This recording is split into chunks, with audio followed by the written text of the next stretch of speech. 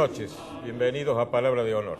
Nuestro invitado de hoy es el doctor Domingo Antonio Viale, abogado, profesor universitario, ha sido secretario de Gobierno de la Municipalidad de Córdoba, ha sido presidente del Colegio de Abogados de Córdoba y sobre todo es un hombre con una larga experiencia en el ejercicio de la profesión de abogado y sobre eso queremos hablar con él, sobre la profesión de abogado y fundamentalmente sobre el Poder Judicial. Sobre la justicia, pero además de abogado es doctor en Derecho y Ciencias Sociales. Así es, efectivamente. Bueno, Eduardo, ¿querés Bueno, decir algo? yo sí, simplemente yo voy a hablar de la estructura de costos y del cambio de escenario que debemos provocar para que esta estructura se modifique. Magnífico. Vamos entonces, ¿nos acompañan?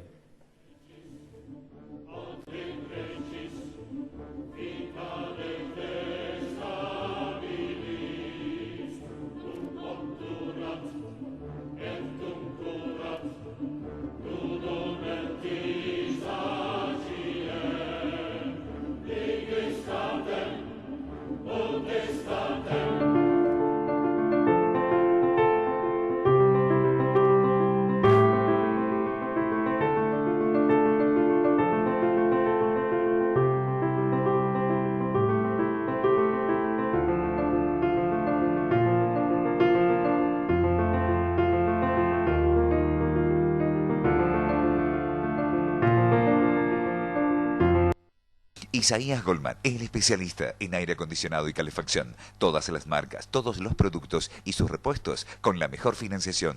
Isaías Goldman, el especialista. Bulnes, esquina Pringles, teléfono 589-0033.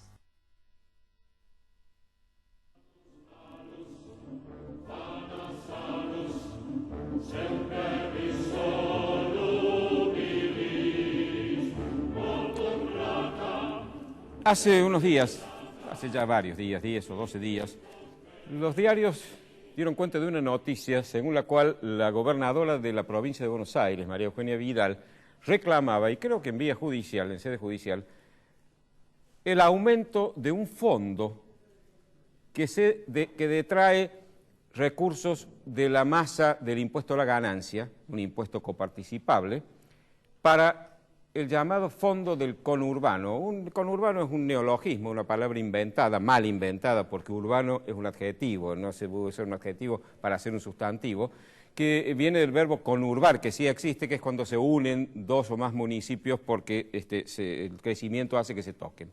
Esto lo han inventado para hablar del área metropolitana de la ciudad de Buenos Aires, es decir, todo lo que rodea a la ciudad de Buenos Aires, que está integrado realmente con ella. Bueno, esto significaría un aumento impresionante, de 650 millones de pesos por año que recibe ese fondo, pasaría a 50.000 millones, es decir, un crecimiento exponencial, y esos 50.000 millones del impuesto a la ganancia significaría aproximadamente un 10% del total del impuesto, de manera que habría un perjuicio muy grande al resto de las provincias. Si yo viviera en la provincia de Buenos Aires, estaría totalmente de acuerdo y le aplaudiría a la gobernadora, pero resulta que no vivo. Y el tema es que cada gobernador y cada legislador debe defender los intereses de su provincia, por supuesto, para eso la está administrando o está representándolas en el Congreso. Ahora bien, los que tienen que defender los intereses de nuestras provincias, es decir, de las demás provincias, no pueden aceptar esto. Yo espero que nuestros legisladores, senadores, diputados, defiendan los intereses de Córdoba, que si eso se aplicara, se vería perjudicada aproximadamente en 6.000 millones de pesos por año. Es decir, aproximadamente o casi exactamente la misma cifra que ha recuperado del 15% que le quitaba el gobierno nacional para la ANSES cuando nunca transfirió la caja de jubilaciones. Afortunadamente la Corte Suprema de Justicia puso las cosas en su lugar y Córdoba recuperó eso. Lo perdería automáticamente a todo con una medida de esa naturaleza. Ahora bien, vamos a hacer un poquito un raconto histórico de cómo llegamos a esta situación. Y para eso empecemos con algo que alguna vez también me ha ocupado, pero vale la pena recordarlo. Después de 1816, hace 200 años, el país se independizó, empezó la lucha, una lucha que duró más de medio siglo, entre la ciudad de Buenos Aires, que quería dominar al resto, y el resto que quería organizarse bajo un sistema de igualdad. Bueno, las luchas fueron en el momento sangrientas, mucha muerte, mucha sangre derramada, Y se llegó, después de una tiranía de 17 años de la provincia de Buenos Aires en manos de Juan Manuel de Rosas, por fin a la unión de todas las provincias para sancionar la Constitución Federal de 1853. Después del boicot de Buenos Aires a las constituyentes de Córdoba de 1821, de Santa Fe de 1828, las farsas de 1819 y 1826, que todas las demás provincias rechazaron, Buenos Aires no quiso participar en 1853, se separó, quiso constituirse en un país independiente, no lo consiguió, y el resto de las provincias sancionaron nuestra Constitución, aún vigente, aunque muy manoseada y maltratada e incumplida, la Constitución Federal de 1853. ¿Qué decía en materia tributaria? Pues la Constitución, como la habían creado las provincias habían delegado parte de sus facultades soberanas para crear la nación, el gobierno nacional. Y en materia impositiva había dos tipos de impuestos: los impuestos directos y los impuestos indirectos. La nación no percibía esos impuestos, ni unos ni otros. ¿Cuáles eran las rentas que percibía la nación? La nación recibía los derechos de importación y exportación, es decir, aranceles aduaneros, la venta de tierras nacionales, la renta de correos y, dice la Constitución, y las demás contribuciones que equitativa y proporcionalmente a la población imponga el Congreso General de los Empréstitos y operaciones de crédito que decrete el mismo Congreso para urgencias de la nación, es decir, en situaciones de emergencia, urgencias de la nación. En concordancia con ello, el artículo 67, en su inciso 2, cuando establecía las facultades del Congreso, decía que podía imponer contribuciones directas por tiempo determinado y proporcionalmente iguales en todo el territorio de la nación, siempre que la defensa, seguridad común y bien general del Estado lo exijan. Es decir, por tiempo determinado y en situaciones de emergencia. Esos impuestos, el impuesto directo es el impuesto que grava el patrimonio, la propiedad, la renta, ¿no es cierto? Entonces, ese impuesto de la nación solo lo podía cobrar de manera excepcional y transitoria. En ocasiones en que la defensa, seguridad o bienestar general se ofrecen con carácter graves o urgentes, dice Joaquín B. González. Y Alberdi decía también, en concordancia con ello, la Constitución solo los admite en el carácter de contribuciones extraordinarias. Y a los impuestos indirectos, es decir, los impuestos que gravan el consumo, el IVA, por ejemplo, lo que pagamos cuando cualquiera de nosotros, sin importar quién, compra algo, solo era facultad de las provincias. No podía la nación, estaba prohibido que la nación recaudara impuestos indirectos. Hoy, por supuesto, los recauda. ¿Por qué? Porque las provincias, decía claramente la Constitución, conservan todo el poder no delegado por esta Constitución en el gobierno federal, y eso no lo delegaron nunca. Pero ya con la crisis de 1890 empezó la nación a avanzar sobre esto. En forma totalmente ilegal e inconstitucional, creó impuestos directos sobre los alcoholes, las bebidas, los fósforos, las naipes, los perfumes. Y luego, tras la crisis de 1930, creó impuestos directos que eran transitorios por la crisis, pero devinieron permanentes, nunca dejaron de existir hasta el día de hoy. El impuesto a los réditos, que luego se transformó en impuesto a las ganancias, etc. Esto creó una situación de desigualdad brutal, entonces creció el poder económico de la nación enormemente y el sistema federal terminó siendo letra muerta. Entonces, las provincias obviamente reclamaron y se creó el sistema de coparticipación. Es decir, estos impuestos que inconstitucionalmente cobraba la nación se repartían según una serie de variables que no viene al caso analizar. Es decir, yo me quedo con la plata tuya, pero después repartimos la plata, eso sí, te doy una parte de lo que te he robado. Bueno, obviamente la coparticipación es perversa, porque en definitiva lo que no debía existir es impuestos que cobre la nación, porque la Constitución de 53 no lo preveía. Por supuesto, en 1994, esa parodia que fue la reforma constitucional, entre otros daños enormes que le hizo el sistema federal, uno de ellos fue la elección directa del presidente de la Nación en un país con una aberrante distribución demográfica, fue que le concedió a la Nación facultades concurrentes con las provincias para cobrar impuestos, es decir, le abrió las puertas a la nación para legitimar lo que hasta entonces había hecho de manera inconstitucional. En lugar de prohibirlo en forma categórica, se lo legitimó. Pero además preveía que antes de fines de 1996 debía sancionarse una nueva ley de coparticipación federal, pero puso una cláusula que todas las provincias, después de sancionada la ley, debían aprobarla por su legislatura, con lo cual la ley es imposible. Hasta el día de hoy no se pudo cumplir esa cláusula. Y la ley de coparticipación vigente es la de 1988, la ley 23.548. Decía que no menos del 54,66% de los impuestos debía coparticiparse, pero llegó en la época de Cristina Fernández de Kirchner a reducirse hasta el 24%, menos de la mitad. Por supuesto, el gobierno nacional, siempre en complicidad con la ciudad capital y su área metropolitana, los recursos que retenía los invertía en subsidios y en una serie de lujos que le pagaba y le paga a la ciudad. Este invento del conurbano es el producto de la pauperización del país. El país se empobreció por la política centralista y entonces la gente que en las distintas provincias no tenía cómo ganarse el pan terminó yéndose a la ciudad donde se acumula toda la riqueza del país. Entonces creció de tal manera que en el censo de 2010 el conurbano, el llamado conurbano, tiene 10 millones de habitantes aproximadamente. Es decir, si le sumamos lo que tiene la ciudad de Buenos Aires, que son casi 3 millones de habitantes, es el 33% del país en un territorio de casi 3 millones de kilómetros cuadrados. Es monstruoso. Hoy esto es del 10, hoy ya llega al 35 y posiblemente lo supera. En 1992 se crea la ley del conurbano, el fondo del conurbano que le da el 10% del impuesto a la ganancia. Pero en 1996 se reduce esa cifra porque era evidentemente una barbaridad, que se compensa, por supuesto, con los subsidios que recibe, el gas, la luz, la energía, en fin, el transporte, todo lo que ellos tienen pagados por el resto de los argentinos.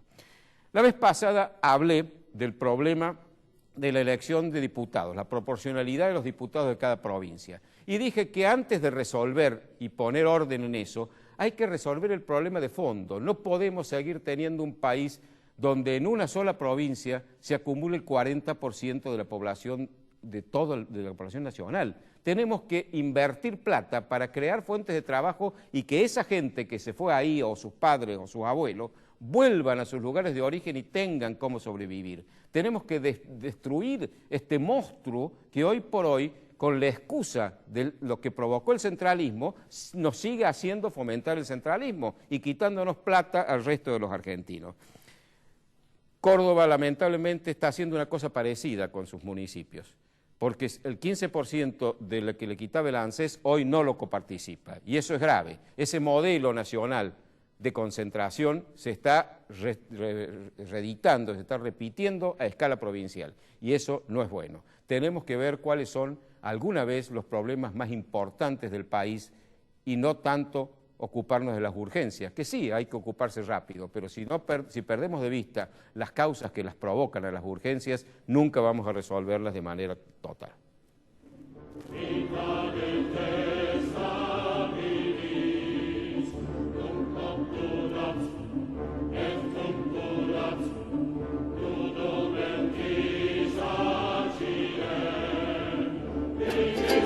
Ahora comprar tu auto es una experiencia única. Llegó AutoCity, un nuevo espacio con 0 kilómetros, usados, pista de prueba y área de servicios. AutoCity, los autos evolucionan. El lugar donde encontrarlos también. Isaías Goldman, el especialista en aire acondicionado y calefacción. Todas las marcas, todos los productos y sus repuestos con la mejor financiación. Isaías Goldman, el especialista. Bulnes, esquina Pringles, teléfono 589-0033.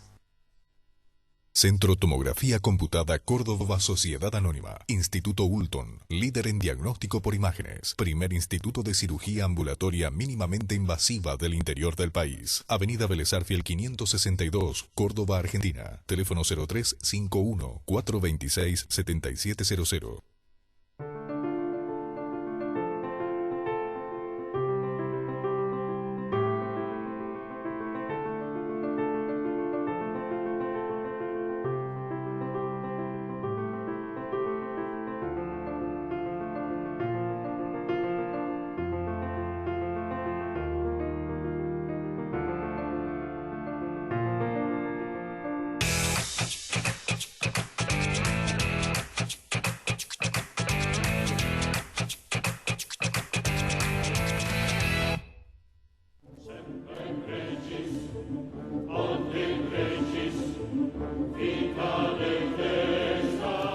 que al comienzo el doctor Domingo Antonio Viale tiene una larga experiencia en el ejercicio de la profesión de abogado y en la docencia universitaria, de manera de que con él podemos abordar temas de mucho interés, como por ejemplo el tema de la administración de justicia en la provincia de Córdoba. Eduardo, ¿por qué no empiezas vos? Nosotros estamos muy preocupados por este tema, querido amigo doctor Domingo Viale. Queremos tu opinión sobre varios tópicos.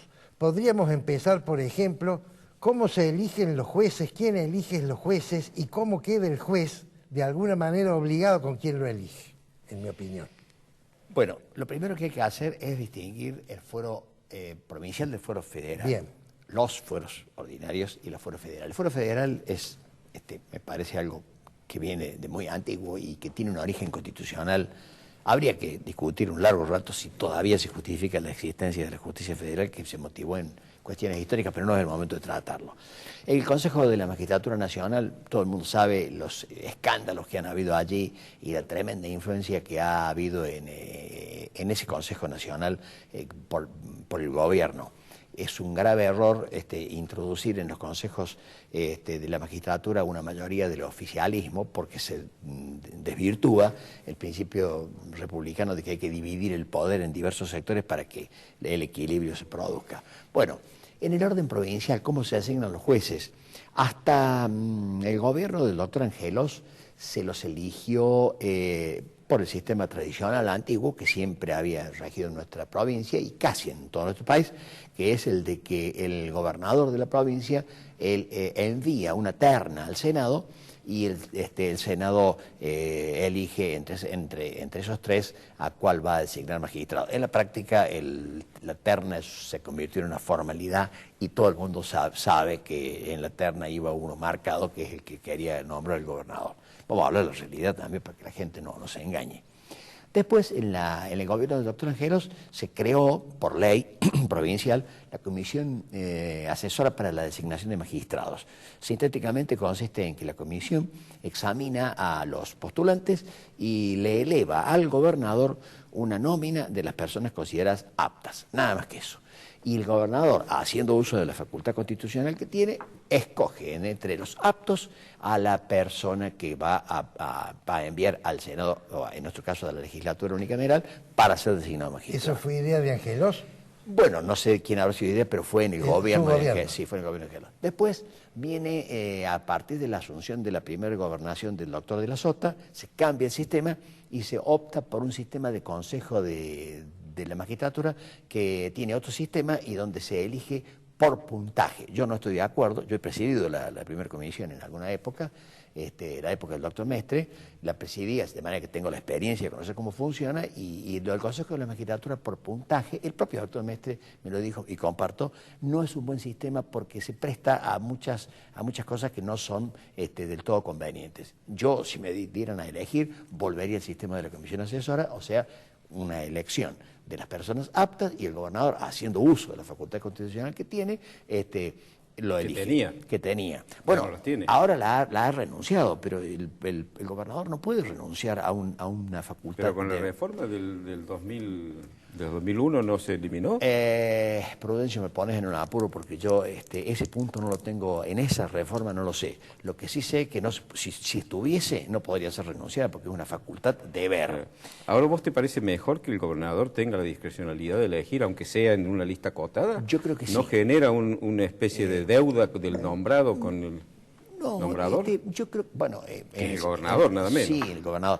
En el sistema anterior a estos, donde no había nada, era directamente el gobernador, no dio tan mal resultado. Había en general buenos magistrados, porque los gobernadores podrán tener su inclinación, etcétera, pero cuando llega el momento me consta personalmente que en aquel tiempo revisaban muy bien y consultaban mucho a quién iban a nombrar. Pero hoy justamente estás diciendo que en el orden nacional no ha funcionado así. Allá no, y acá, y no es conveniente. Pero es que allá no es allá, es acá también, porque esto es nación. Es que lo que pasa es que en Buenos Aires, en el orden nacional, el Consejo de la Magistratura está mal equilibrados los cargos. Debería haber cargos, en el mejor de los casos, equilibrados, nunca con mayoría del Poder Ejecutivo. Nunca con mayoría del partido gobernante. Del partido gobernante. Claro. Y otra cosa, tampoco debe haber mayoría del Partido Judicial, Porque cuidado, los magistrados, aquí por los cuales tengo un gran respeto, tienen una especial dedicación a estos temas porque les interesa mucho y nos interesa todo,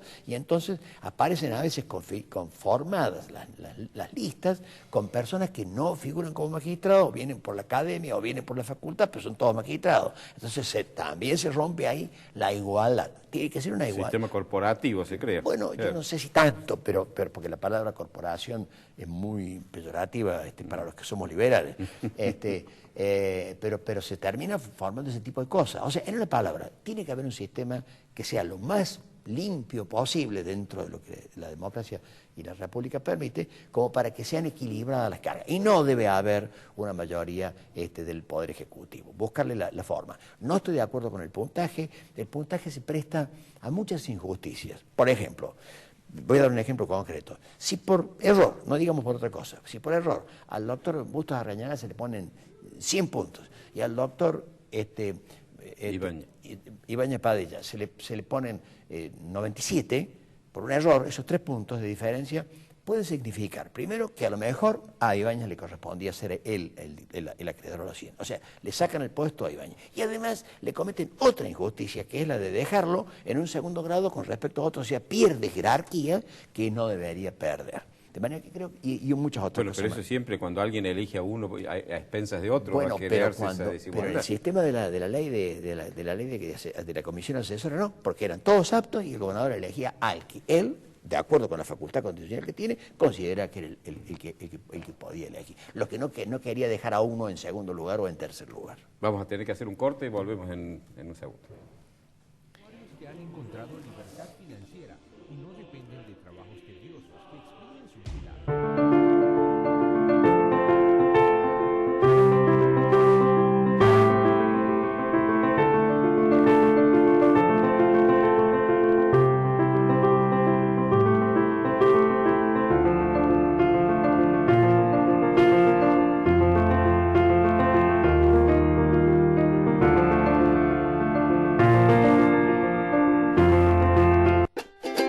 Ahora comprar tu auto es una experiencia única. Llegó AutoCity, un nuevo espacio con 0 kilómetros, usados, pista de prueba y área de servicios. AutoCity, los autos evolucionan. El lugar donde encontrarlos también. Centro Tomografía Computada Córdoba Sociedad Anónima. Instituto Ulton, líder en diagnóstico por imágenes. Primer instituto de cirugía ambulatoria mínimamente invasiva del interior del país. Avenida Vélez Arfiel 562, Córdoba, Argentina. Teléfono 0351-426-7700. Isaías Goldman, el especialista en aire acondicionado y calefacción. Todas las marcas, todos los productos y sus repuestos con la mejor financiación. Isaías Goldman, el especialista. Bulnes, esquina Pringles, teléfono 589-0033.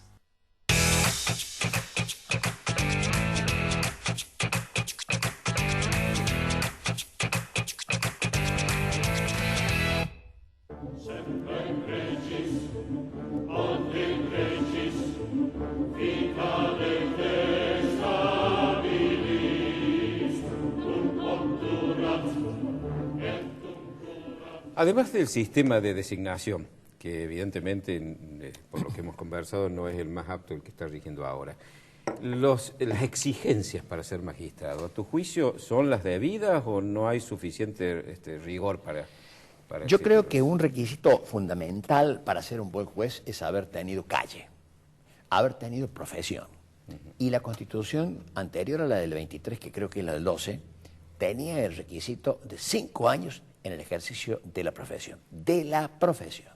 En el 23, que fue una muy buena Constitución, por muchas cosas, a mi juicio y con todo respeto, se erró y se le agregó o en el ejercicio de la magistratura, lo cual quiere decir que ya cambiamos. ¿Y qué pasa? Se produce el fenómeno de lo que yo llamo flores de invernadero, seres que han entrado a tribunales como pinches, lo cual no es ningún deshonor, es un gran orgullo, pero terminan en tribunales sin haber vivido nunca la vida del abogado en la calle. No conocen el otro lado. No conocen, es como los sacerdotes. Los sacerdotes hoy en día, vos sabes, Prudencio, que las órdenes religiosas han modificado mucho la educación y a los aspirantes a sacerdotes hoy se los manda varios años al mundo y a vivir cosas como se vive en la calle, que hay que conocerlo para luego después poder... Así varios no vuelven, así, ¿no? Claro, bueno, me parece bien. Pero vuelven los que realmente han exactamente. superado. Vuelven los que deben volver. Claro. Bueno, de manera que yo creo, con todo respeto, creo que eso habría que cambiar, porque es notable cómo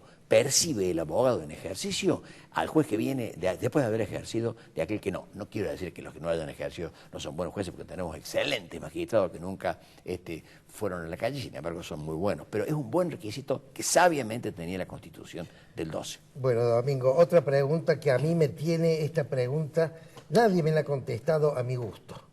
¿Los fiscales pertenecen al Poder Judicial, pertenecen al Poder Ejecutivo o son híbridos? ¿Y a quién deben pertenecer?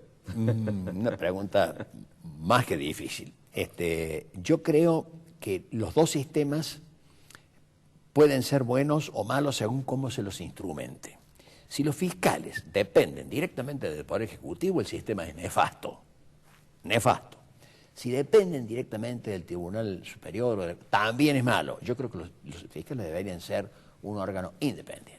Nosotros tenemos experiencia, no vamos a hacer ni nombres ni cuestiones, pero la dependencia directa del Poder Ejecutivo es nefasta. Bueno, volvemos a lo de Montesquieu, querido Eduardo. Montesquieu se mató elaborando su famosa teoría de los tres poderes. Y acá hemos vivido, sobre todo con el gobierno anterior, un esfuerzo ciclópeo para tratar de diluir la diferencia entre los tres poderes, cuando sabemos que nunca es perfecto, pero es la mejor aproximación a lo bueno es que haya tres poderes claramente divididos, porque así se reparte el poder y se más o menos equilibran las cosas. En Córdoba, el Ministerio Público es una institución extrapoder, entiendo, ¿no? Extrapoder judicial. Ajá. Pero el fiscal general depende del fiscal general, el fiscal general del Poder Ejecutivo y los fiscales dependen del fiscal general, o sea que estamos en la... eso es una cosa, hay que entender una cosa. Estamos hablando de la justicia, que es posiblemente un tema, no posiblemente, saco, es definitivamente el tema más importante es un tema crucial, un tema crucial. Y los países que realmente son desarrollados, me refiero no solamente a lo económico y a lo industrial, los países que tienen una buena vida institucional tienen un sólido sistema de administración de justicia. Caso Inglaterra, que tiene la mejor justicia del mundo y que es rarísimo el sistema. Para ellos es muy buena. Y tienen una independencia absoluta y total. Yo que estudiaba algo en Inglaterra, te puedo decir que en Inglaterra no hay nada más parecido a Dios en la tierra que un juez. ¿Por qué es rarísimo? ¿Porque es derecho consuetudinario? Es raro, porque bueno, el common law es un derecho que no tiene derecho escrito como nosotros, aunque ya lo decía un famoso jurista francés, Josserand, todos los países del mundo procuran evitar la dispersión del derecho y de alguna u otra manera se va legislando. El derecho positivo. Sí, claro. Sí. Y en Inglaterra hay lo que se llaman acts, que son leyes en definitiva, pero siguen con el sistema del derecho consuetudinario, que no es no reglado. El sistema es sintéticamente dicho, si un juez inglés falla conforme a los precedentes, está dentro de la norma. Si sale de eso y falla en desacuerdo con los precedentes, tiene que dar explicaciones por qué se está apartando de los precedentes. Además hay mecanismos recursivos muy ágiles, muy eficientes. Sí. Y además la justicia inglesa tenía un sistema de designación muy curioso hasta hace varios años atrás, del año 30 más o menos. La corona inglesa elegía a los abogados más exitosos y se los premiaba con un cargo de magistrado. Por eso todos los jueces son ancianos. Y hasta hace no muchos años podían ser no abogados. Si son para jueces caballeros y saben derecho mejor. Bueno, en Inglaterra, una de las cosas que más me llamó la atención, yo estudiaba en una ciudad que está a 1 hora y cuarto de Londres, fui a buscar los tribunales y me dijeron, no, acá no hay. Y los jueces no tenemos. Pero sí, vienen de Londres. Hacen exactamente lo contrario de lo que hacemos nosotros. Tienen concentrado el Poder Judicial en los grandes centros y los jueces, claro, lo que pasa es que la justicia es tan ágil que los jueces esos que venían de Londres eran no sé cuántas personas, fallaban todas las causas y se iban y seguían viaje. ¿Hay un protocolo que un juicio tiene que demorar tanto, que tal parte del juicio tiene que demorar tanto? En Inglaterra hay muy pocas cosas escritas sobre la justicia. Lo que sí te puedo decir que, si no me equivoco, el juicio más largo de la historia inglesa, juicio civil, duró 4 semanas. El más largo. El más largo. Lo que ocurre es que son sistemas, Prudencio, muy raros para nosotros. Primero, el abogado. El abogado está dividido en dos razas, digamos. El barrister y el solicitor. El barrister es el abogado mayor, el que va solamente al juicio oral, no trata con los clientes, no trata los honores. Y después está el solicitor, que vendría a ser nuestro procurador, que es el que patea la calle, va a los tribunales, discute con los clientes, discute con el tribunal. Y entonces el sistema, por un lado. Por otro lado... Son dos escalas jerárquicas. Sí, son dos Se escalas. pasa de una a otra. Sí, bueno, o no. O no. Acá, como hubo hasta los años 60 en Córdoba, que había el procurador y el abogado. Después, el título de abogado, como se dice en Italia es decir que a ningún italiano se le niega un título de comendatore. En la Argentina a nadie se le niega un título de abogado, de manera que acá ya abogado tenés para todo lo que quiera elegir. Ya no hay más procuradores. Y allá, entonces, el sistema es que además hay un sistema que acá sería inaplicable de causas menores que no son falladas por jueces. Son falladas por un conjunto de personas notables de la ciudad que resuelven esas cosas que no... Arbitraje, una suerte de arbitraje. Una suerte de conciliación sería. Conciliación. Sí, conciliación. Mediación, con mecanismos de mediación. Sí, un poco la mezcla de eso. A juicio van las cosas verdaderamente importantes, no solamente económicas, sino también los crímenes, o sea, las cosas que merecen que se sienten 3 magistrados, un fiscal, un asesor de ausentes, un boato y un mecanismo que no se puede hacer para cada juicio. ¿Y vale la jurisprudencia? La jurisprudencia es lo que rige ese derecho. Lo que Sí, rige, sí. Pasa una cosa curiosa con el derecho anglosajón. Yo creo, no estoy en condiciones de afirmarlo, yo creo que tiene más influencia el derecho romano en el derecho anglosajón que en el latino, aunque te parezca mentira. El sistema de casos por el que estudia... No, pero es raro, fue también... Sí, pero sí, bueno, en Inglaterra está lleno de ruinas, de cosas que dejaron los romanos, la ciudad de Bath, por ejemplo. Ellos estudian conforme a casos. Ellos tienen un sistema distinto al del sistema continental europeo como el nuestro. No tienen el sistema inductivo-deductivo. Ellos parten del análisis de casos. Ellos estudian casos. Es todo casuístico. Todo casos. Domingo, la enseñanza y la jurisprudencia. No podemos dejarte ir sin la pregunta incisiva. Bueno, ¿qué hacemos acá? Tenemos muy poquito tiempo. Sí. Estos jueces que han cajoneado durante años situaciones evidentes, porque ahora estamos viendo que tenían todas las pruebas, ¿deben ser juzgados? Bueno, ¿deberán ser juzgados? Yo te voy a decir una cosa, has tocado un punto crucial, el tema del jury de enjuiciamiento, o jurado de enjuiciamiento. El jurado de enjuiciamiento, digo lo mismo que dije de la comisión selectora de jueces. El jurado de enjuiciamiento debe dejar de ser un apéndice del Poder Ejecutivo, porque en Córdoba la realidad es que no prospera ningún jurado de enjuiciamiento si el señor gobernador nos dice a ese señor lo bajan. Por supuesto, con razones y todo, pero hay muchísimos casos que no llegan al jury porque al poder político de turno no le convence que ese juez hay que sacarlo.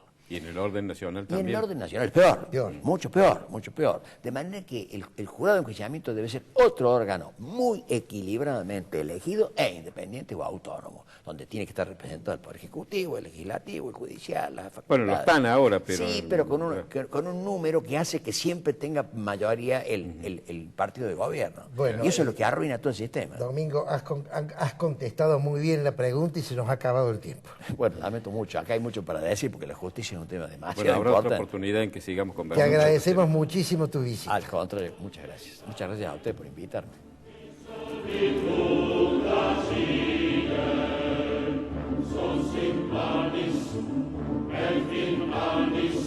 Isaías Goldman, el especialista en aire acondicionado y calefacción. Todas las marcas, todos los productos y sus repuestos con la mejor financiación. Isaías Goldman, el especialista. Bulnes, esquina Pringles, teléfono 589-0033. Ahora comprar tu auto es una experiencia única. Llegó AutoCity, un nuevo espacio con 0 kilómetros, usados, pista de prueba y área de servicios. AutoCity, los autos evolucionan. El lugar donde encontrarlos también. Centro Tomografía Computada Córdoba Sociedad Anónima. Instituto Ulton, líder en diagnóstico por imágenes. Primer instituto de cirugía ambulatoria mínimamente invasiva del interior del país. Avenida Vélez Arfiel 562, Córdoba, Argentina. Teléfono 0351 426 7700.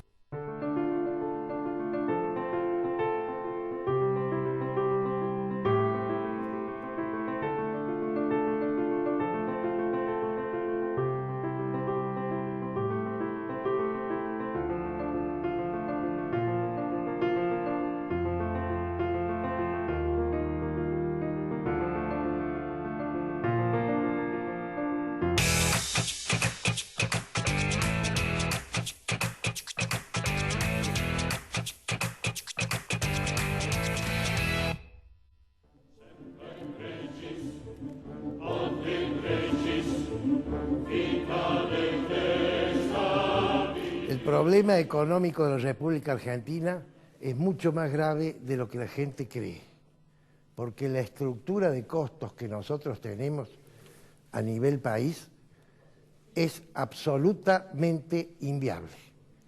Y además, porque esa estructura de costos inviable no puede ser modificada en el escenario actual.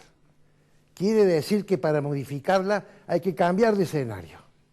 Y uno de los problemas más graves de esta estructura de costos es el gasto del Estado. Y uno de los problemas más graves del gasto del Estado son los empleados públicos.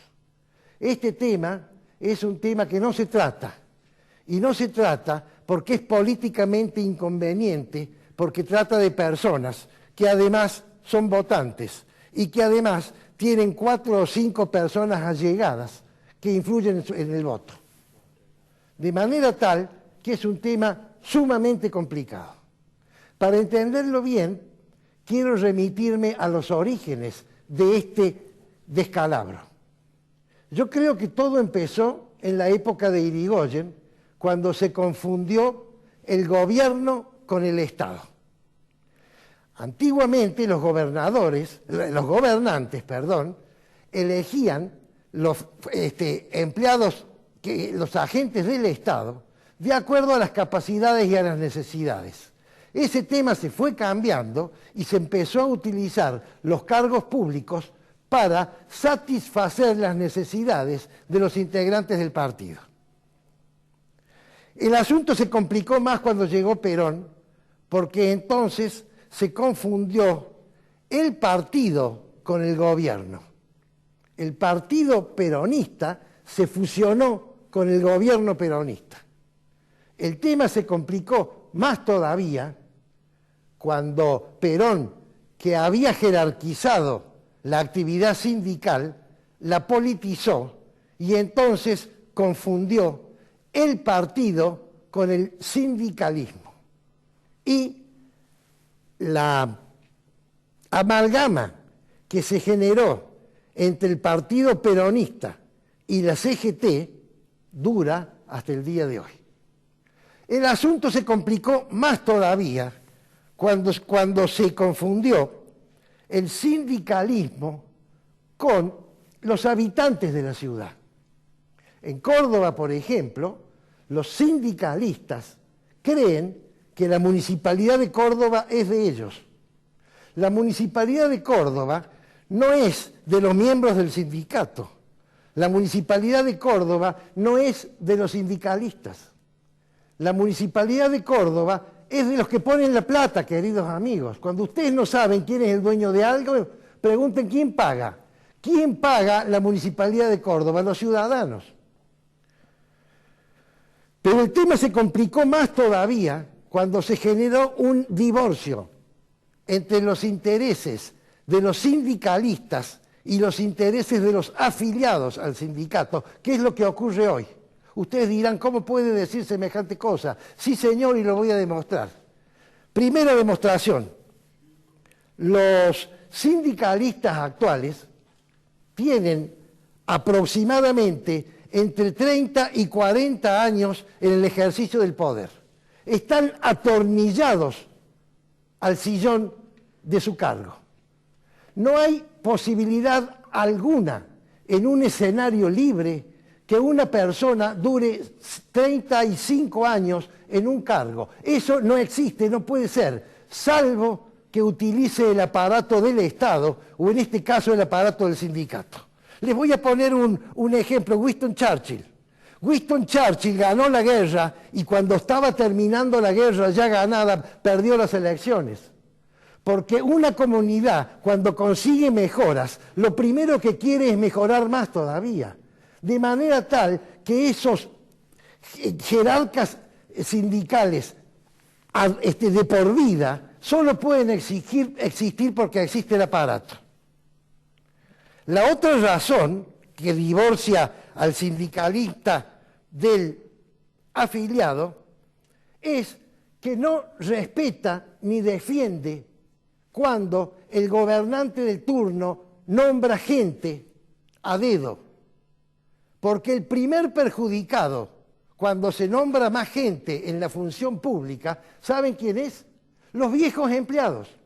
Imagínense ustedes una repartición de 10 personas, que viene el gobernador o el intendente y les nombra 10 personas más de arriba. Ahora tenemos 20 personas para realizar la misma tarea. La productividad ha caído a la mitad. Entonces el primer perjudicado es el empleado anterior, que era un buen empleado. Yo no estoy en contra del empleo público. Yo he sido 5 años empleado municipal y he conocido maravillosos empleados. El otro motivo es que esos nombramientos a dedo que vienen de arriba por razones de cuña, entre comillas, ¿cierto?, o de acomodo, entre comillas, le quitan al viejo empleado la motivación.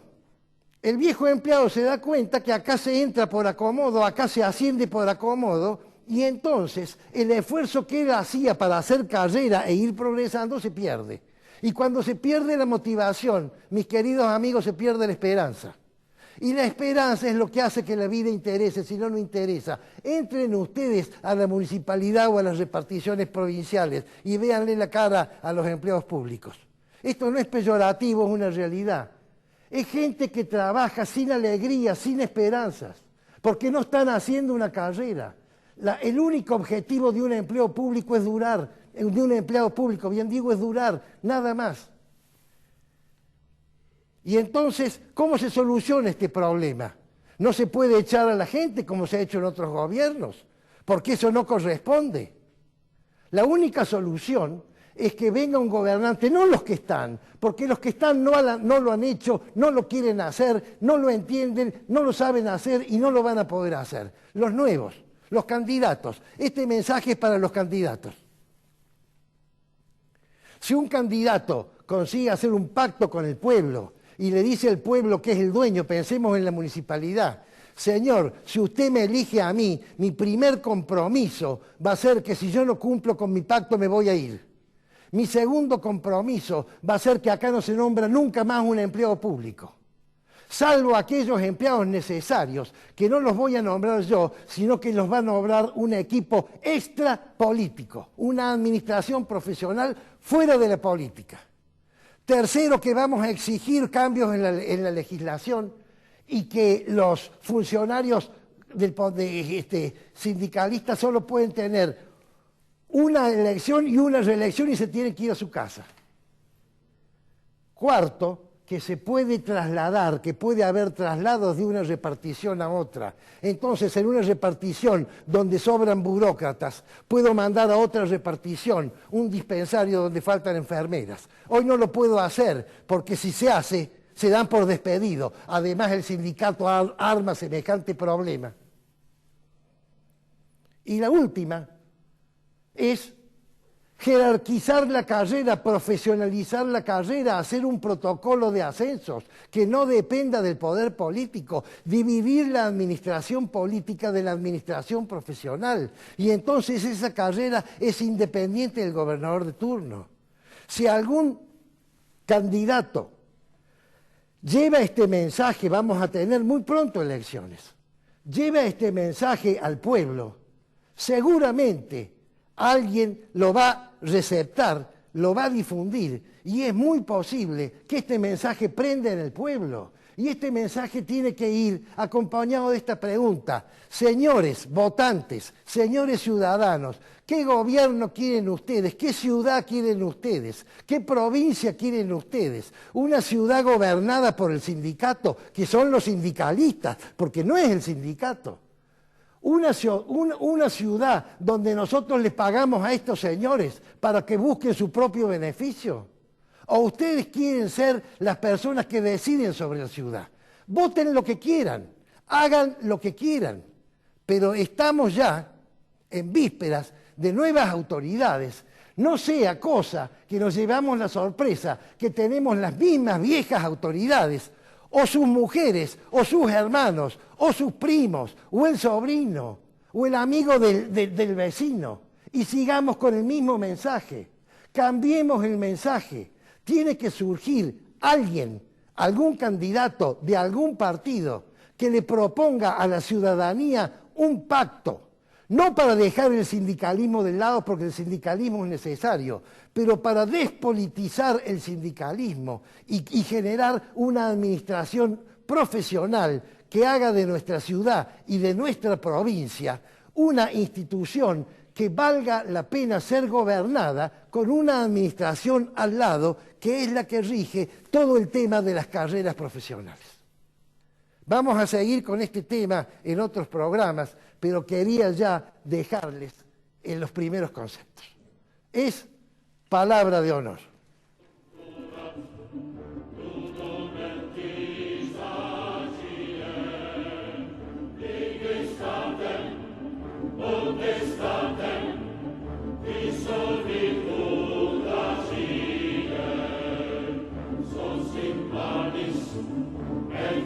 La semana pasada lo tuvimos aquí de invitado al director del Museo de la Ciudad, el Museo del Cabildo, el arquitecto Jorge Betoli, y hablamos del patrimonio cultural, sobre todo el patrimonio arquitectónico. Y algunos días después nos enteramos de una noticia realmente impactante.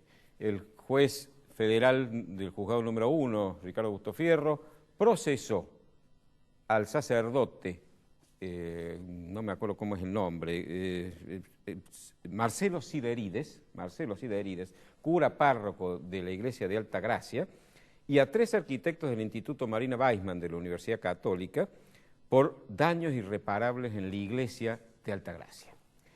Daños irreparables agravados porque han sido cometidos en perjuicio de un bien de uso público y que es un monumento histórico nacional y es patrimonio de la humanidad.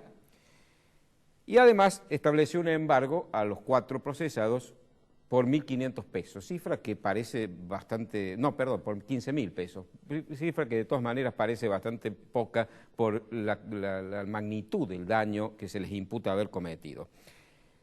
¿Qué es la Iglesia de Alta Gracia? Es bueno que tengamos en claro qué significa, por qué este daño es tan importante. Vamos a hacer un poquito de historia. Después de fundada Córdoba en 1588, uno de los acompañantes de Cabrera, el escribano Juan Nieto, recibió en merced las tierras del Valle de Parabachasca, que tomaban lo que hoy es el Valle de Parabachasca propiamente dicho, que toma la ciudad de Altagracia y sus alrededores, e incluso se extendía hasta el Valle de Punilla, la parte occidental del Valle de Punilla. Juan Nieto fundó ahí una estancia, le explotó, murió sin hijos, y su viuda, doña Estefanía de Castañeda, se casó con otro escribano que también se llamaba Nieto, Alonso Nieto de Herrera, que no era pariente del anterior. Tampoco tuvieron hijos, doña Estefanía murió, la heredó Alonso Nieto de Herrera, y cuando se quedó viudo, decidió en el año 1643 entrar como hermano coadjutor en la Compañía de Jesús y donó su estancia a esta orden. En manos de la compañía, la estancia, como todas las estancias jesuíticas, alcanzó realmente un nivel de producción extraordinario y fueron prototipos y ejemplos de lo que podía ser la producción agropecuaria en Córdoba. Hoy 5 de esas estancias son también patrimonio de la humanidad y orgullo de todos los cordobeses y de todos los argentinos. En esas estancias, cuyo casco es hoy el Museo Jesuítico Virrey Liniers, y parte de él es la iglesia, había obrajes, en los obrajes había tejedurías, herrerías, se fundía el metal, había carpinterías, jabonerías, hornos de tejas y ladrillos, en algunos de ellos se fabricaba vidrio incluso, había un tajamar que todavía existe, y sistemas de aguas, sistemas hidráulicos que alimentaban molinos, batanes, norias, etcétera, etcétera. Era realmente extraordinario.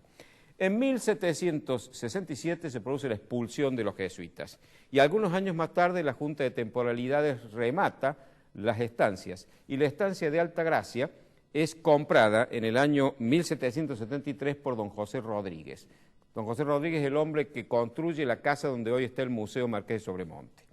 Don José Rodríguez no puede, en definitiva, pagar la deuda que tenía con la Junta de Temporalidades y en 1796 la Junta recupera el bien y luego lo compra un hijo de José Rodríguez, el doctor Victorino Rodríguez, el primer profesor de la Facultad de Derecho de la Universidad de Córdoba, la compra junto con don Antonio de Arredondo y dividen la estancia. Rodríguez se queda con la parte del Valle de Parabachasca, es decir, Altagracia hoy, y Arredondo con la parte del Valle de Punilla, lo que hoy es San Antonio de Redondo y la zona que la rodea. El nombre de Altagracia se lo había puesto Alonso Nieto de Herrera, porque Alonso Nieto era natural de un lugar que se llamaba Garrovillas de Alconetar, en España. Y la patrona era Nuestra Señora de Altagracia. Entonces él trae esa devoción y le pone ese nombre a la estancia. En 1810 se da una cosa curiosa.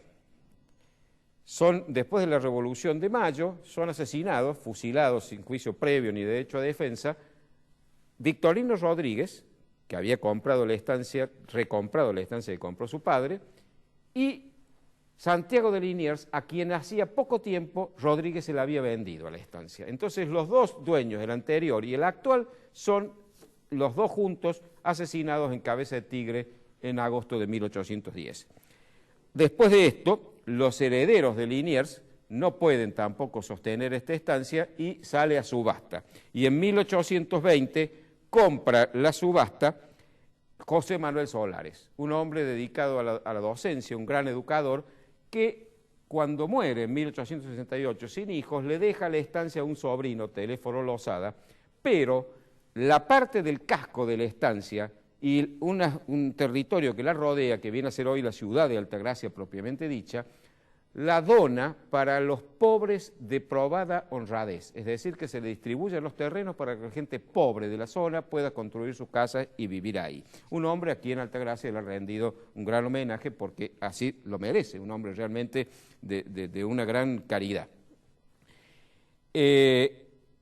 Luego la estancia queda en manos de la familia Lozada, de la familia Cámara, que está vinculada a ella, y en 1968 el Poder Ejecutivo Nacional expropia, la Nación expropia el casco de la estancia, el viejo casco de la estancia.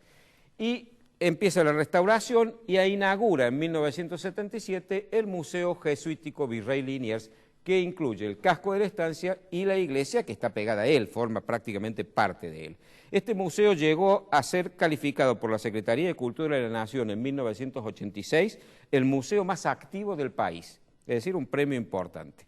Y en el año 2000, la UNESCO declara a esta estancia y 4 estancias jesuíticas más la manzana jesuítica de la capital, de la ciudad de Córdoba, las declara Patrimonio de la Humanidad. Únicos bienes urbanos y hechos por la mano del hombre en la Argentina que la UNESCO ha declarado como Patrimonio de la Humanidad. En el año 2009, la iglesia requería una restauración puesta en valor, porque es una construcción antigua, y se firma un contrato con la Universidad Católica, con el Instituto Marina Weissman, un instituto realmente prestigioso, por el prestigio incluso del nombre que lleva, una arquitecta que fue una de las pioneras y de las más importantes profesionales en el ámbito de la restauración de monumentos históricos, un convenio para la recuperación. Pero cuando hacen esta recuperación, empiezan a hacer atrocidades, levantan todo el antiguo piso de ladrillo, hacen unos túneles abajo para pasar unas cañerías de calefacción, levantan sepulturas, estamos viendo acá en las imágenes que nos muestra el director, pueden ver esas imágenes, levantan sepulturas, levantan lápidas y levantan restos humanos y lo tiran a todo en una cancha de fútbol de Altagracia, es realmente una cosa increíble. Entonces, ahora viene el proceso a estos 3 arquitectos, una de las cuales incluso no tiene matrícula profesional o no lo tenía en ese momento. Pero resulta que esto se denunció en su momento, fue muy serio. Ahí están los restos, parte de los restos, los ladrillos, los pisos, en una cancha de fútbol. El gobierno provincial dio 3 millones de pesos para la realización de esta obra. Cuando se hace la denuncia, el gobierno no reaccionó, no hizo nada. Y la Comisión Nacional de Monumentos le echó la culpa a la provincia. Y empezaron las acusaciones recíprocas, pero nadie se ocupó de hacer nada. Afortunadamente la causa judicial siguió, y afortunadamente porque van a pagar lo que han hecho, pero no porque se pueda recuperar el daño causado. Y lamentablemente, ahora cuando ya es irreparable el daño, esta gente por fin va a tener que afrontar un juicio por lo que hizo. Ahora bien, esto no es un caso aislado. El patrimonio arquitectónico y el patrimonio cultural de Córdoba y de la Argentina en general está siendo víctima de atropellos y de iniquidades como esta. De manera que esto debe ser una advertencia. Esta iglesia es un monumento extraordinario, es parte de un conjunto monumental que para los cordobeses tiene que ser motivo de orgullo y de hecho para la mayoría lo es. Entonces ojalá la justicia actúe y esto sirva de precedente para que no vuelvan a repetirse estas cosas y la negligencia de las autoridades provinciales y nacionales no permitan que se llegue al extremo que se ha llegado.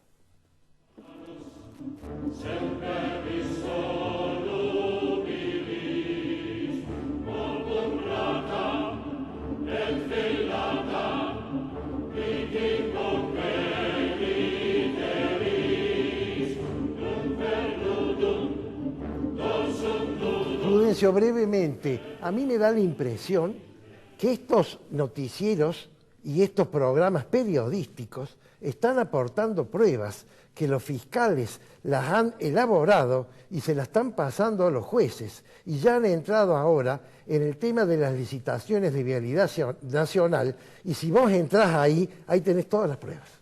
Bueno, ahora es de esperar que los jueces actúen con la celeridad, la firmeza que eso requiere, porque lo que hemos dicho tantas veces, si la justicia no castiga a quienes violan la ley, y sobre todo los que tienen han sido investidos de la autoridad para hacer cumplir la ley, entonces nuestro país desgraciadamente no tiene redención posible. Sí, no va a tener ninguna chance económica si la justicia no funciona. Así es. Señores, se nos ha acabado el programa, espero que les hayan gustado los temas que hemos tratado, nos veremos el próximo lunes, si Dios quiere.